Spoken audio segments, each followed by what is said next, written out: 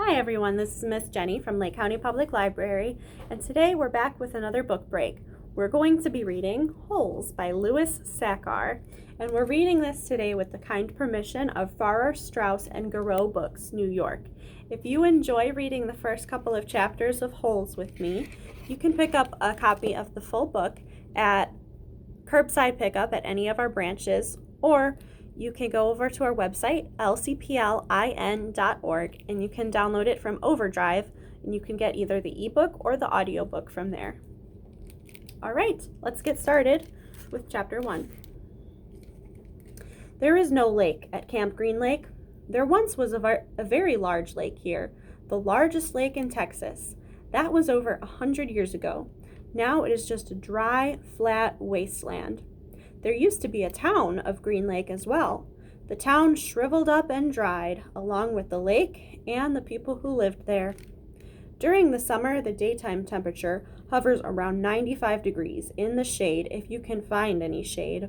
There's not much shade in a big, dry lake. The only trees are two old oak trees on the eastern edge of the lake. A hammock is stretched between the two trees, and a log cabin stands behind that. The campers are forbidden to lie in the hammock. It belongs to the warden. The warden owns the shade. Out on the lake, rattlesnakes and scorpions find shade under rocks and in the holes dug by the campers. Here's a good rule to remember about rattlesnakes and scorpions. If you don't bother them, they won't bother you, usually. Being bitten by a scorpion or even a rattlesnake is not the worst thing that can happen to you. You won't die. Usually. Sometimes a camper will try to be bitten by a scorpion or even a rattlesnake. Then he will get to spend the day or two recovering in his tent instead of having to dig a hole out on the lake.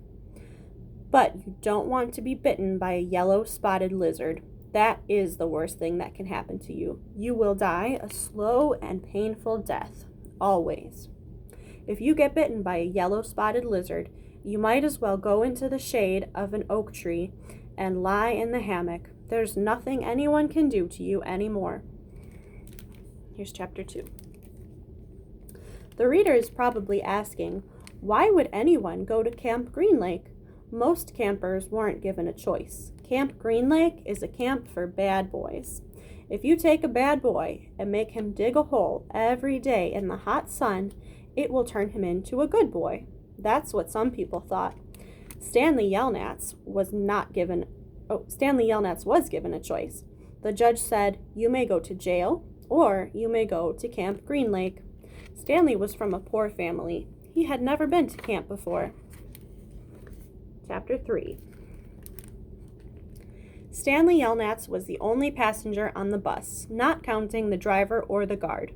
The guard sat next to the driver with his seat turned around facing Stanley. A rifle lay across his lap. Stanley was sitting about 10 rows back, handcuffed to his armrest. His backpack lay on the seat next to him. It contained his toothbrush, toothpaste, and a box of stationery his mother had given him. He'd promised to write her at least once a week. He looked out the window, although there wasn't much to see, mostly fields of hay and cotton. He was on a long bus ride to nowhere. The bus wasn't air-conditioned, and the hot, heavy air was almost as stifling as the handcuffs. Stanley and his parents had tried to pretend that he was just going away to camp for a little while, just like the rich kids do. When Stanley was younger, he used to play with stuffed animals and pretend the animals were at camp. Camp Fun and Games, he called it. Sometimes he'd have them play soccer with a marble. Other times they'd run an obstacle course or go bungee jumping off a table tied to broken rubber bands. Now, Stanley tried to pretend he was going to Camp Fun and Games. Maybe he'd make some friends, he thought. At least he'd get to swim in the lake. He didn't have any friends at home. He was overweight, and the kids at his middle school often teased him about his size. Even his teachers sometimes made cruel comments without realizing it. On his last day of school, his math teacher, Mrs. Bell, taught ratios. As an example, she chose the heaviest kid in the class and the lightest kid in the class, and had them weigh themselves. Stanley weighed 3 times as much as the other boys. Mrs. Bell wrote the ratio on the board, 3 to 1. unaware of how much embarrassment she had caused both of them. Stanley was arrested later that day. He looked at the guard, who sat slumped in his seat, and wondered if he had fallen asleep. The guard was wearing sunglasses, so Stanley couldn't see his eyes. Stanley was not a bad kid. He was innocent of the crime for which he was convicted. He'd just been in the wrong place at the wrong time. It was all because of his no-good, dirty, rotten, pig-stealing great-great-grandfather. He smiled. It was a family joke. Whenever anything went wrong, they always blamed Stanley's no-good, dirty, rotten, pig-stealing great-great-grandfather. Supposedly, he had a great-great-grandfather who had stolen a pig from a one-legged gypsy, and she put a curse on him and all of his descendants. Stanley and his parents didn't believe in curses, of course, but whenever anything went wrong, it felt good to blame someone. Things went wrong a lot. There always seemed to be in the wrong place at the wrong time. He looked out at the window at the vast emptiness. He watched the rise and fall of telephone wires. In his mind, he could hear his father's gruff voice softly singing to him. If only, the woodpecker sighs, the bark on the tree was just a little bit softer. While the wolf waits below, hungry and lonely, he cries to the moon, if only, if only. It was a song his father used to sing to him. The melody was sweet and sad, but Stanley's favorite part was when his father would howl the word moon. The bus hit a small bump and the guard sat up, instantly alert. Stanley's father was an inventor. To be a successful inventor, you need 3 things: intelligence, perseverance, and just a little bit of luck. Stanley's father was smart and had a lot of perseverance. Once he started a project, he would work on it for years, often going days without sleep.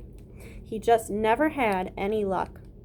Every time an experiment failed, Stanley could hear him cursing his dirty, rotten, pig-stealing great-grandfather. Stanley's father was also named Stanley Yelnats. Stanley's father's full name was Stanley Yelnats III. Our Stanley is Stanley Yelnats IV. Everyone in his family had always liked the fact that Stanley Yelnats was spelled the same frontward and backward, so they kept naming their sons Stanley. Stanley was an only child, as was every other Stanley Yelnats before him. All of them had something else in common. Despite their awful luck, they always remained hopeful. As Stanley's father liked to say, I learned from failure. But perhaps that was part of the curse as well. If Stanley and his father weren't always hopeful, then it wouldn't hurt so much every time their hopes were crushed. Not every Stanley Yelnats has been a failure, Stanley's mother often pointed out. Whenever Stanley or his father became so discouraged that they actually started to believe in the curse. The first Stanley Yelnats, Stanley's great-grandfather, had made a fortune in the stock market. He couldn't have been too unlucky. At such times, she neglected to mention the bad luck that befell the first Stanley Yelnats. He lost his entire fortune when he was moving from New York to California. His stagecoach was robbed by the outlaw Kissin' Kate Barlow. If it weren't for that, Stanley's family would now be living in a mansion on a beach in California. Instead, they were crammed in a tiny apartment that smelled of burning rubber and foot odor. If only. The apartment smelled the way it did because Stanley's father was trying to invent a way to recycle old sneakers. The first person who finds a use for old sneakers, he said, will be a very rich man. It was the latest project that led to Stanley's arrest. The bus ride became increasingly bumpy because the road was no longer paved. Actually, Stanley had been impressed when he first found out that his great-grandfather was robbed by Kissin' Kate Barlow. True, he would have preferred living on the beach in California, but it was still kind of cool to have someone in your family robbed by a famous outlaw. Kate Barlow didn't actually kiss Stanley's great-grandfather.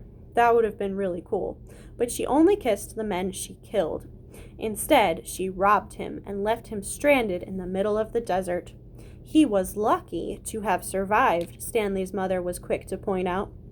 The bus was slowing down. The guard grunted as he stretched his arms. "Welcome to Camp Green Lake," said the driver. Stanley looked out the dirty window. He couldn't see a lake, and hardly anything was green. All right, everyone, that was the first 3 chapters of Holes. I hope you enjoyed reading it with me. And if you want to check out the full book, you can contact us and we'll help you get a copy of it. Thanks, everyone. Have a great day.